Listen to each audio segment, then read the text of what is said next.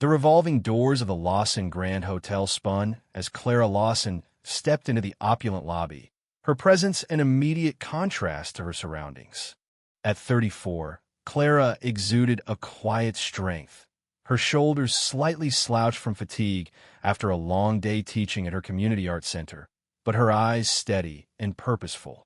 Her gray t-shirt bore splotches of dried paint, her denim jacket was worn, and her jeans well-used. A faded trucker cap sat low over her brown ponytail, completing a look that seemed out of place in the crystal-lit elegance of a luxury hotel. Chandeliers bathed the marble floors in golden light. Guests and designer clothing lingered by the grand piano, where a soft classical tune played. Clara adjusted the straps of her backpack and noticed with a touch of self-consciousness the paint still clinging beneath her fingernails.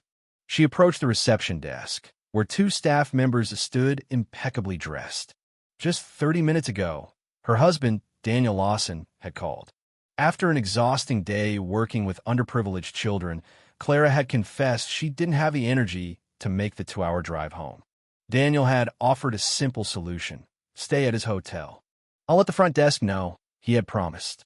His voice, warm with the affection that had sustained their unlikely 6-year marriage, reassured her.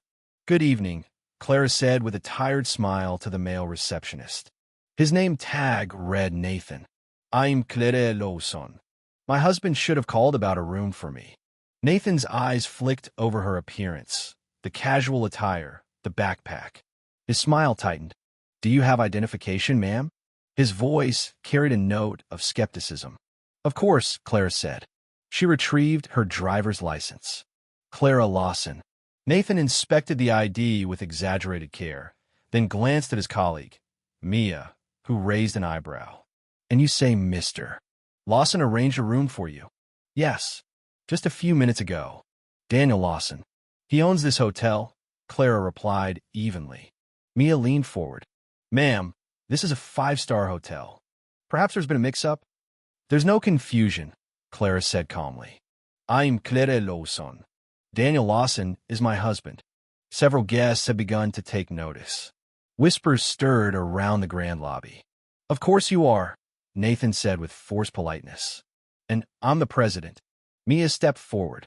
"We occasionally have guests claiming to be related to the Lawsons. It happens more than you'd expect." "I'm not claiming anything. I am Daniel Lawson's wife." A nearby couple paused to observe. Nathan seemed to gather courage from the attention. "Mrs. Lawson is a former fashion editor, sits on multiple boards, and just returned from Paris Fashion Week," Nathan remarked. His gaze swept over Clara's outfit.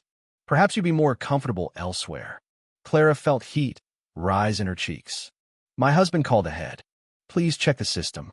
Nathan sighed and performed a show of typing. No reservation under Clara or Mrs. Lawson. No note for Mr. Lawson. "Could you call him?" Clara asked, still composed. Mia let out a laugh. "Mr. Lawson is one of the wealthiest men in America. We don't just call him." "Then call the manager," Clara replied. "No need," Nathan said. "I'm the senior staff on duty." "Then I suggest you call Daniel Lawson directly. I promise he'll want to hear about this." An elegant woman nearby, Mrs. Ashworth, stepped forward. "Perhaps you should check again. This might be a misunderstanding." Nathan straightened. "Mrs. Ashworth, I assure you we're familiar with the Lawson family. This woman is not Mrs. Lawson." Clara smiled at Mrs. Ashworth. "Thank you for your concern. I'll wait for my husband in the lobby." "You'll have to leave," Nathan said coldly. "Security will escort you out." As if on cue, a security guard named Thomas approached. "Everything all right here?" "This woman is causing a scene," Nathan replied, claiming to be Mrs. Lawson. Clara stood her ground. "I'm not causing a scene. I'm checking in my husband's hotel." "Ma'am, I'll have to ask you to come with me," Thomas said. "Call the general manager." "Richard is in New York," Nathan said smugly. "I'm the authority here." "Then call my husband." A collective gasp followed Mia's next words. "We don't serve your kind here." Clara's breath caught. "My kind? People who don't belong," Nathan added. "People pretending." "I'd like to speak to your general manager," Clara repeated. "Let's not make this harder," Thomas said. Clara didn't budge. You're making a mistake. A tall man in a navy suit stepped through the revolving doors. Daniel Lawson had arrived. He paused, surveying the scene. Clara being held. Nathan's smug expression. The guests watching. Quietly, Daniel walked over and placed a hand on Thomas's shoulder. Is there a problem here? Thomas froze. Mr. Lawson, sir, this woman claimed. You can let go of my wife now. Shock rippled across the lobby. Your wife? Thomas stammered. Daniel moved beside Clara. Are you all right? Yes, she replied softly. The staff turned pale. Daniel, we didn't recognize her, Nathan said, voice rising. That much is clear, Daniel replied. And because of that, you try to have her thrown out? She didn't look, Mia began. Like what? Daniel asked. Like someone who be Mrs. Lawson, she whispered. What should Mrs. Lawson look like? He pressed. Silence fell. Daniel addressed the lobby. How many of you judge my wife by how she looked? Guests averted their eyes. Mrs. Ashworth stepped forward. I'm sorry I didn't speak up sooner. Thank you for trying, Clara said sincerely. Nathan, Mia, Thomas. My office. Now, Daniel ordered. In his private suite upstairs, the staff stood before Daniel while Clara sat quietly. I started Lawson Luxury from a motel with 20 rooms, Daniel said. My parents were blue-collar workers. I built this on a belief that every guest deserves respect. We didn't know it was Mrs. Lawson, Nathan mumbled. That's the problem, Daniel said. You shouldn't treat anyone like that. Not ever. We have standards, Mia started. Clara works with children who come from nothing. She changes lives. That's her standard. What's yours? Thomas looked ashamed. I followed protocol. Protocol to escort someone out for how they looked? Clara asked. That's the deeper issue. Daniel nodded.